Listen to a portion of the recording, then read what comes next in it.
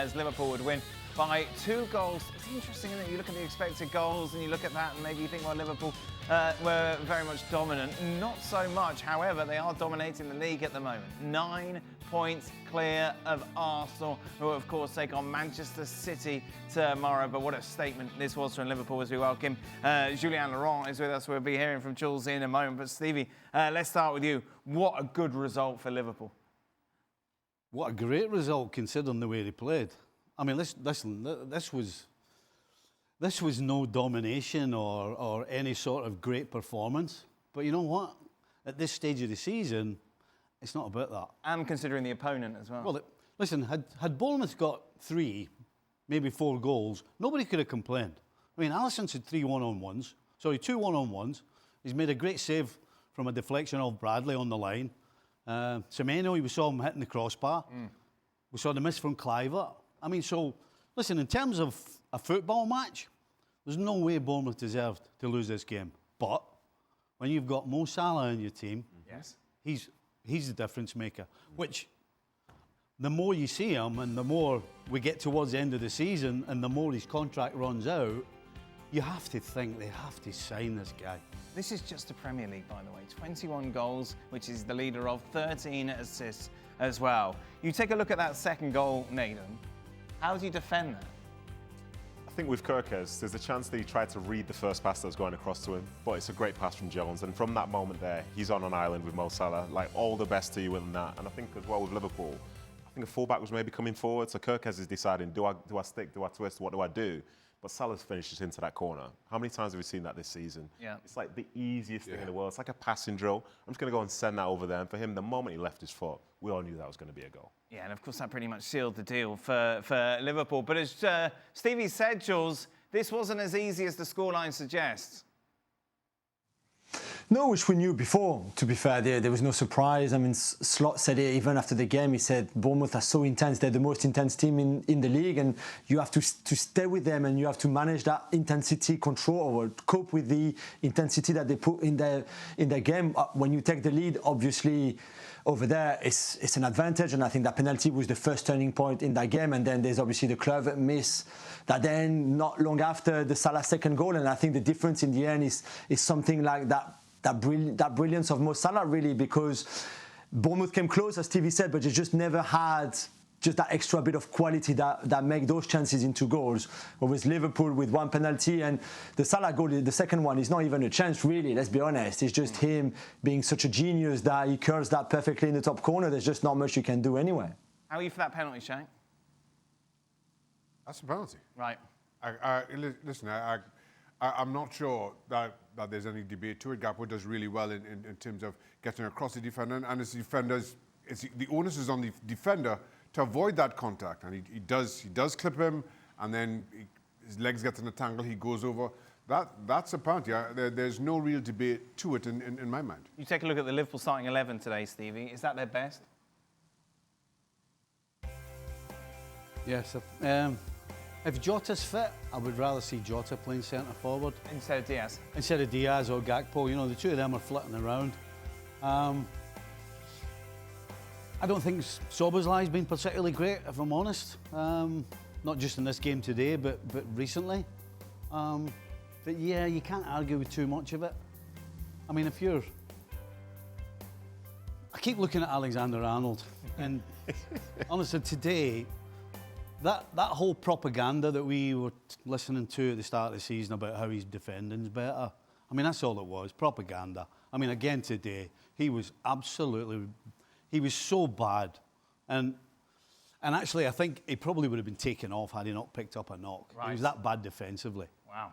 So, yeah, there's not, other than Jota, it's probably that. And then the question is, do you play Diaz on the left or do you play Gakpo? Because Gakpo's been great this season. So, yeah, there's not an awful lot wrong with that team. Do you agree with Alexander-Arnold, the criticism? Yeah, I think it's fair. Start of the season, the talk was that he was asking Slot, like, what do I need to do to become a better defender? You know, and then you see sometimes where it appears that there's more effort. But then he's almost like reverting back to type now.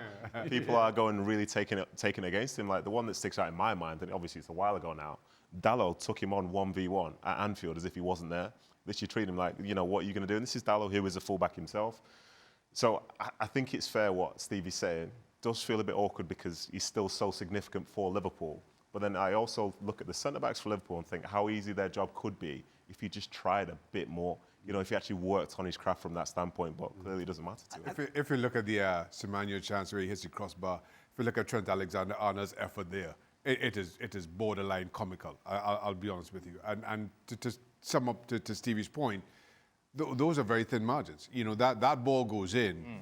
That ball, you ask a whole lot more of Trent Alexander-Arnold, or you question, you criticize, and given how good Bournemouth have been, you just wonder. That finds the back of the net. Now all of a sudden, Liverpool have a little bit more of an uphill task. Those are thin margins that you don't often survive just to brush off. Can I just say, though, I don't think it's lack of effort. Right. He's just a fish out of water. He just doesn't know what to do. He's been swimming in the same pond for a long time. Very long time. He's had the Kanatis and the Matips and the Van Dijks of this world to cover it up. And because generally, certainly over the last 4 or 5 years, they've had more of the ball than the opposition. And so you can get away with it. But when he's isolated, oh my, you just got to shut your eyes and... Jules, when you see this sort of result, it's harder and harder if you're trying to build an argument as to why Liverpool won't win the league.